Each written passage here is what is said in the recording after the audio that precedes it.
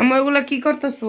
ওই যে পিঠা ভাজার সময় যেরকম একটু পোড়া লাগে হালকা হালকা, তাইলে এই যে এইভাবে পানি নিয়া, এই যে জালি নেট নিয়া সুন্দর করে এইভাবে মুছা দিলে পিঠাটা দুধের ভিতরে ভিজাইলে পোড়া পোড়া গন্ধ হয় না। আমরা তো সাধারণত এরকমই, আমগো ছোটোবেলা যদি পিঠা একটু হালকা দাগ লেগেছে, দাগ মানে একটু পোড়া লেগেছে, আমগো আম্মু এরকমই মুচ্ছা লাস্টে পিঠাটা ভিজাইছে, তাইলে আর পোড়া গন্ধ হয় না, আর খাইতেও খারাপ লাগে না, ভালো লাগছে। এভাবে পুচ্ছা নিলে পোড়া দাগটা এই যে উঠা যায়, এই যে সাদা হয়ে যায় পিঠা। এভাবে করবা সব সময়।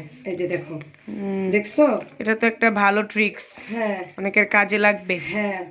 এই যে পিঠা যদি পোড়া লাগে তাহলে আপনারা এভাবেই করবেন। পানি একটু বাটিতে এরকম নিয়া, তারপরে এরকম একটা নেট নেবেন, নিয়া এই যে সুন্দর করে এই যে মুছে দেবেন, একদম সাদা হয়ে যাবে। তাহলে পিঠাটা আর পোড়া পোড়া গ্রান আসবে না, খেতে খারাপ লাগবে না, ভালোই লাগবে।